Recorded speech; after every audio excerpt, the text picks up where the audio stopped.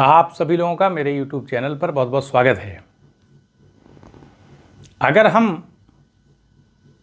भारतीय संस्कृति को देखें तो भारत के अंदर एक से एक बढ़कर बड़े बड़े विद्वान समय के साथ पैदा होते रहे।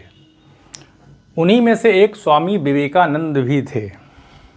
स्वामी विवेकानंद का अगर हम जीवन देखेंगे तो पूरी तरह से लोगों के लिए समर्पित था। निरंतर वो प्रयास करते रहे, ज्ञान प्राप्त करते रहे। ज्ञान प्राप्त करने के बाद उन्होंने बहुत सारी संस्थाओं को स्थापित किया, सेवा का कार्य किया। तो स्वामी विवेकानंद बहुत हमको प्रेरणा देने का काम करते हैं, यानी वैश्विक स्तर पर हम लेकर के चलें। भारतीय संदर्भ में उनको देखने की आवश्यकता नहीं है, वैश्विक संदर्भ में उनको देखने की आवश्यकता है, क्योंकि उनका व्यक्तित्व तो बहुत ऊंचा था। स्वामी विवेकानंद बताते हैं कि आध्यात्मिकता का विकास कब होता है, यानी हम स्पिरिचुअल कब हो जाते हैं, आध्यात्मिकता कैसे डेवलप होती है हमारे अंदर, कैसे हम उसको इन्हांस कर सकते हैं, उसको डेवलप कर सकते हैं। और वो करेंगे सेवा के माध्यम से, यानी धर्म को उन्होंने सेवा से जोड़ दिया। कर्मकांड तो उन्होंने बताया कि कर्मकांड तो हमें अपनी आंतरिक आत्मा से जुड़ने का एक प्रयास करता है, बस बाह्य प्रयास करता है। अगर हम कर्मकांड कर रहे हैं लेकिन हमारा आचरण सही नहीं, लोगों से हम सही ढंग से मिल नहीं रहे हैं, लोगों के साथ धोखा कर दे रहे हैं और हम कर्मकांड भी, धार्मिक क्रियाकलाप भी संपन्न कर रहे हैं, बहुत सारे ऐसे लोग होते हैं, तो उसका कोई लाभ नहीं है। कर्मकांडों का बाह्य बस एक स्वरूप है धर्म का, जिसके माध्यम से हमें अंदर के तरफ जाने के लिए एक प्रेरणा प्रदान की जाती है, एक सात्विक भाव दिया जाता है। क्योंकि जब हम उपासना करते हैं, ध्यान करते हैं, जाप करते हैं, जैसा भी अपना धर्मों में है, तो एक फीलिंग डेवलप होती है और वो हमें अंदर और स्पिरिचुअल बनाने का प्रयास करती है। लेकिन वो बताने का प्रयास करते हैं कि धार्मिक कर्मकांड जो होते हैं वो बाह्य स्वरूप के होते हैं, लेकिन वो असफल भी हो सकते हैं। ऐसा हो सकता है हम धार्मिक कर्मकांड कर रहे हो लेकिन नैतिक स्तर पर हमारा पतन हो, हमारा आचरण अच्छा ना हो। तो बताते हैं कि अगर हम सेवा को अपना लें, लोगों की सेवा को करें, अपना लें, लोगों के जीवन में आसानी पैदा हो जाए, लोग अपने जीवन में आगे बढ़ सकें, लोगों के लिए हम अपने व्यक्तित्व को ऊंचा करें, यानी हम अपनी क्वालिटी को डेवलप करें और डेवलप करने के बाद लोगों की सेवा में निरंतर लग जाएं। तो क्योंकि वो जो चेतना है, जो आध्यात्मिकता है, जो आत्मा है, जो ब्रह्म की सत्ता है, वो पूरे जगत में, ब्रह्मांड में व्याप्त है। तो जितना ज़्यादा हम अच्छा कर्म करते चले जाएंगे, निरंतर सत्कर्म करते रहेंगे, तो फिर वही चेतना हमारे व्यक्तित्व में भी धीरे धीरे प्रकट होने लगेगी। तो धार्मिक कर्मकांड के माध्यम से भी क्या होता है, हम ईश्वर की तरफ बढ़ने का ही तो प्रयास करते हैं। तो सबसे अच्छा रास्ता उन्होंने बताया है, वो बताया है सेवा का रास्ता। यानी हमें मानव सेवा करना चाहिए, लोगों का कल्याण करना चाहिए, लोगों के दुखों को दूर करने का प्रयास करना चाहिए। इससे क्या होगा कि जब हम मानव सेवा की तरफ लगेंगे, लोगों का कल्याण करेंगे, तो हमारे अपने जीवन में भी जो लक्ष्य, हम IAS बनना चाहते हैं, हम कुछ भी इंजीनियर बनना चाहते हैं, डॉक्टर बनना चाहते हैं, तो उतने स्तर पर हम बड़े डॉक्टर बन के, एक बड़े इंजीनियर बन के, एक अच्छे प्रशासनिक अधिकारी के तौर पर हम ईमानदारी के साथ कार्य करते हुए सेवा कर सकते हैं। भारत के लोगों की सेवा की जा सकती है, कहीं भी सेवा कर सकते हैं, हम किसी की भी सेवा कर सकते हैं। तो कहने का अर्थ है कि हम जो भी अपने जीवन में व्यवसाय अपनाना चाहते हैं अपना सकते हैं, लेकिन उद्देश्य मानव की सेवा होना चाहिए। उससे क्या होगा कि भटकाव नहीं होगा। लालसा, लोभ, तृष्णा, ये सारी चीज़ें उस समाज में खींचने का हमको प्रयास करती हैं, हमारा पतन करती हैं। और धनार्जन करने की प्रवृत्ति जो एक विकसित हो जाती है, वो इसीलिए कि हमारे जीवन में भटकाव है, एक लक्ष्य नहीं है।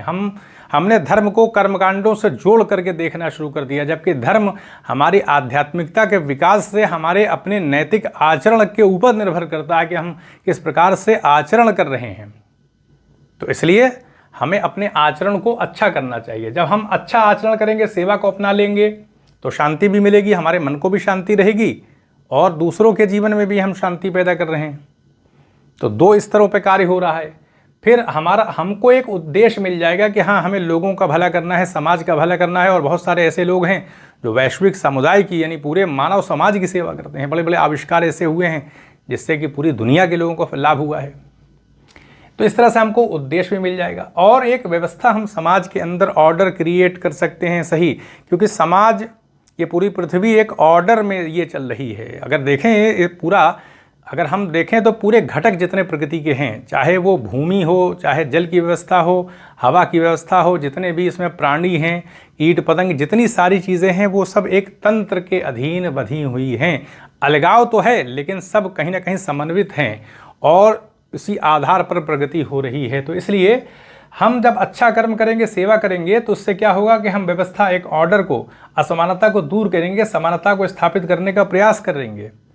हमारे अपने व्यक्तित्व के माध्यम से प्रकृति के अंदर समानता स्थापित हो रही है, और प्रकृति के अंदर वो परम सत्ता भी अनुसूचित है, वो उससे दूर तो है नहीं है।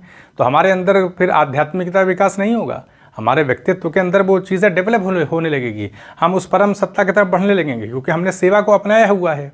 तो इस आधार पर निरंतर क्या होगा, फिर समाज की प्रगति होगी और हमको भी निरंतर कार्य करने की प्रेरणा मिलती रहेगी, क्योंकि जब हमने लक्ष्य पे सफल हैं, लोगों के जीवन में प्रसन्नता देख रहे हैं, खुशी देख रहे हैं, तो और ऊर्जा मिलती जाती है। बहुत सारे ऐसे समाज सेवी हैं जो निरंतर कर्म करते रहते हैं, थकते ही नहीं हैं, क्योंकि उनका लक्ष्य बहुत बड़ा होता है। तो इसलिए धर्म को हमें बाह्य कर्मकांडों से जोड़कर न देखकर, बल्कि सेवा के आधार पर चलना चाहिए। वही है, मानव सेवा ही सबसे बड़ा धर्म है। ये बहुत बड़े बड़े दार्शनिकों ने भी कहा है, और स्वामी विवेकानंद का भी यही मत है। तो इस आधार पर आध्यात्मिकता का विकास हमारे आचरण, यानी हमारा जो आचरण है उस पर किए गए प्रयास के आधार पर आध्यात्मिकता की उन्नति होगी, न कि हम मंदिर, मस्जिद ये और ये तमाम जितने भी संस्थागत रूप हैं वहाँ जाने के बाद फिर हमारा आचरण उसके हिसाब से नहीं है, तो विसंगति पैदा हो रही है। तो इसलिए आचरण जो है वो महत्वपूर्ण हो जाता है। तो स्वामी विवेकानंद बताने का प्रयास करते हैं कि हम अपने जीवन में किसी भी क्षेत्र में जाकर के सेवा कर सकते हैं, और इसके लिए हमें व्यक्तिगत हितों से ऊपर उठ करके हम समाज को लेकर चल रहे हैं। तो हमको किसी प्रकार की निराशा, असफलता, जैसे हमने कोई लक्ष्य लिया, हम एक IAS बनना चाहते हैं, किसी लक्ष्य में हम चल रहे हैं, उसमें सफल नहीं हो सके, तब क्या होगा, क्योंकि गीता के अनुसार भी कर्म करने का ही अधिकार है अगर देखा जाए। तो जब हम समाज को ही लेकर चलेंगे, हित करेंगे, तो उतना दुख नहीं मिलता है, क्योंकि हमने तो सोचा सब कुछ समाज के लिए था, अब उसमें सफल नहीं हो सके तो दूसरे क्षेत्र में काम कर सकते हैं। तो इस आधार पर एक व्यापक आयाम लेकर के गति करना ज़्यादा उचित माना जाता है। तो स्वामी विवेकानंद ने भी कितना बड़ा लक्ष्य लिया था और अपने वो लक्ष्य में सफल रहे, और उन्होंने कितनी सेवा किया, वैश्विक स्तर पर भी उनका नाम है। तो कैसे किया उन्होंने, वो भी मनुष्य ही थे। तो निरंतर कर्म करने से, प्रयास करने से चीज़ें होती हैं। और फिर उन्होंने वहीं तक अपने अनुभव को नहीं रखा, पुस्तकीय रूप दिया, लेक्चर उन्होंने दिए, ताकि आगे आने वाले लोगों समय में जब लोग पैदा होंगे तो एक संदेश सुरक्षित रहे। तो इसलिए उन्होंने लेक्चर भी दिया, पुस्तकें भी लिखी। वो किस लिए दिया हुआ है, क्योंकि उसका प्रभाव पड़ता है। जब हम पुस्तक पढ़ते हैं या वीडियो देखते हैं, कुछ भी करते हैं, तो हमारे ऊपर प्रभाव आता है। तो इससे हमारे जीवन में कहीं ना कहीं एक दिशा स्थापित होती है, हमें अपना लक्ष्य मिलता है, अपनी शक्ति को पहचानने का अवसर प्राप्त होता है। तो ये स्वामी विवेकानंद का बहुत बड़ा योगदान है कि उन्होंने धार्मिक होने का जो पक्ष है उसको पूरी तरीके से कर्म से संबद्ध किया, मानव सेवा से उसको जोड़ने का, समाज से जोड़ने का प्रयास किया है। तो यहीं पर अनुमति दे, चैनल को सब्सक्राइब भी करें, शेयर भी करें। आप सभी लोगों का बहुत बहुत धन्यवाद।